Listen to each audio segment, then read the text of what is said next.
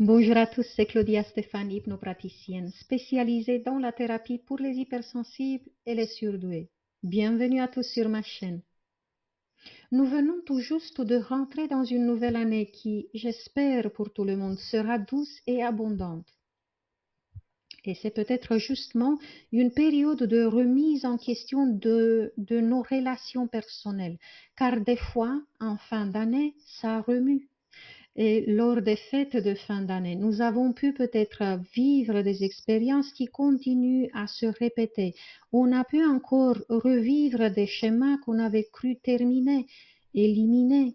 Si c'est le cas et que vous sortez un peu affolé de cette période de fête qui vient de se terminer, voyez le bon côté des choses. La vie vous montre les leçons qui n'ont pas été entièrement apprises. Il y a encore des petits ajustements peut-être à faire à l'intérieur de vous.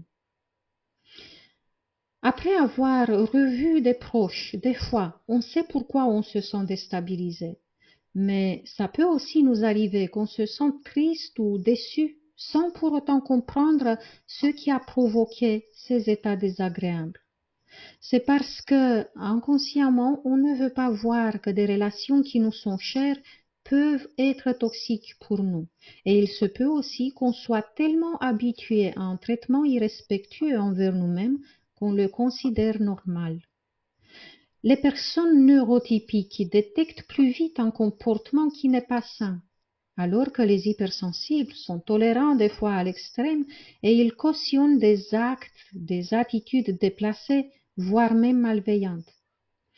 Pour beaucoup, les HS ne se font pas confiance et ils pensent qu'ils exagèrent lorsqu'ils se voient réagir, des fois violemment, face à des comportements qui les provoquent. Ils culpabilisent même et s'autocritiquent de façon dure pour avoir riposté. Des fois, nous avons besoin que quelqu'un nous confirme que ce qu'on subit est un abus. J'ai donc noté quelques-uns de ces agissements blessants qui peuvent être camouflés dans des blagues ou par des sourires. Alors, sachez que c'est un mauvais signe si quelqu'un se moque de votre apparence, surtout si c'est publiquement. Aussi, c'est humiliant si quelqu'un se moque d'une erreur ou d'une maladresse que vous avez commise. C'est un mauvais signe si quelqu'un se moque lorsque vous avez peur ou que vous êtes inquiète pour quelque chose. C'est un mauvais signe aussi si quelqu'un plaisante lorsque vous ne vous sentez pas bien physiquement ou psychiquement.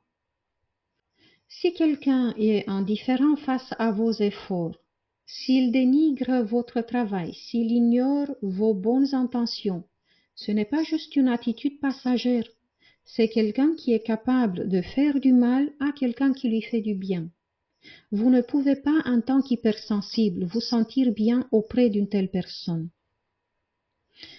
Si quelqu'un se moque de vos émotions, s'il se moque de votre sensibilité, c'est le signe que cette personne manque cruellement de respect et d'empathie envers vous.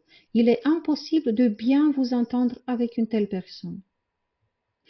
Si quelqu'un vous accuse pour votre réaction qu'il qualifie inadaptée, alors que cela est la réaction face à sa froideur et à son manque de sensibilité, vous êtes en présence d'une personne égocentrique et insensible. Vous ne pourrez jamais vous sentir en équilibre et en sécurité auprès d'elle ou de lui. Si une personne réagit avec indifférence face à votre réussite, si elle change de sujet lorsque vous parlez de cela, elle est en train de minimiser votre valeur. Ce sont surtout les personnes jalouses qui réagissent de cette manière-là. C'est quelqu'un qui risque de vous tirer vers le bas et de vous miner la confiance en vous-même. Si quelqu'un de proche s'arrange à gâcher votre bonheur lorsque vous êtes joyeux, que vous vous sentez bien ou que vous êtes en train de rigoler avec des amis par exemple, c'est le signe qu'il ne veut pas vous voir heureux ou heureuse. Si quelqu'un à qui vous tenez se montre complètement indifférent face à un événement ou projet qui éveille votre enthousiasme, si cette personne ne vous soutient pas et qu'elle ne vous encourage pas, c'est en fait le signe qu'elle n'aime pas vous voir avancer. Les personnes jalouses tente toujours d'éteindre la joie et l'enthousiasme des autres. Elle ne supporte pas l'idée d'être dépassée. Qui plus est, il se peut même que vos rêves ambitieux la frustrent à un tel point qu'elle cherche à vous décourager par une attitude indifférente qui vous fera douter de vous et de vos capacités. La compagnie d'une telle personne peut être profondément nocive pour vous. C'est un mauvais signe aussi si quelqu'un montre qu'il a honte de qui vous êtes, de votre apparence ou de ce que vous dites. Vous rejeter en public, c'est humiliant. Vous vous humiliez aussi si vous acceptez son traitement malsain. Pour un hypersensible qui ne travaille pas sur soi, rester en compagnie d'une personne malveillante peut menacer son bien-être physique et psychique. Pour un hypersensible spirituel, les dommages sont plus grands, plus sérieux encore, car cela met en péril votre évolution personnelle aussi et vous garde dans des fréquences très basses. Vous aspirez à vous lever vers des sphères de haute fréquence alors que la vibration basse de cet être est collante. Cela vous engloutit parce qu'auprès de telles personnes qui ne vous montrent pas du respect et de l'intérêt, qui vous rabaissent et vous traitent comme si vous étiez un petit rien, il vous est presque impossible de ne pas vous laisser contaminer par la colère, par le chagrin, par l'amertume et un sentiment d'inutilité et de non-sens. Si vous voulez vous convaincre qu'une personne est digne de votre confiance avant de vous impliquer dans une relation ou d'en continuer une autre, vous pouvez la tester. Parlez-lui par exemple de vos réussites et observez attentivement son attitude.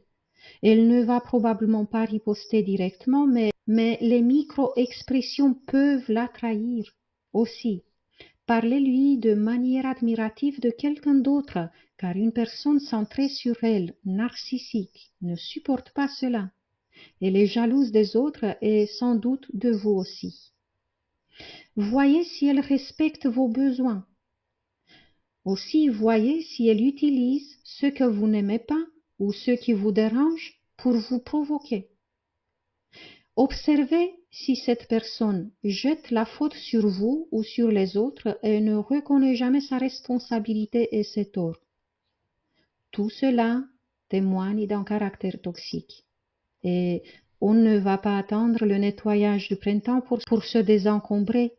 D'ici là, nous pouvons nous débarrasser ou nous pouvons prendre de la distance par rapport à des choses ou des personnes qui nous alourdissent. Ça peut ne pas être facile, mais ça en vaut la peine. Bon courage à vous. Mettez-moi en commentaire le smiley qui correspond à votre état psychique après avoir revu des personnes proches de votre famille ou des amis lors des fêtes de fin d'année.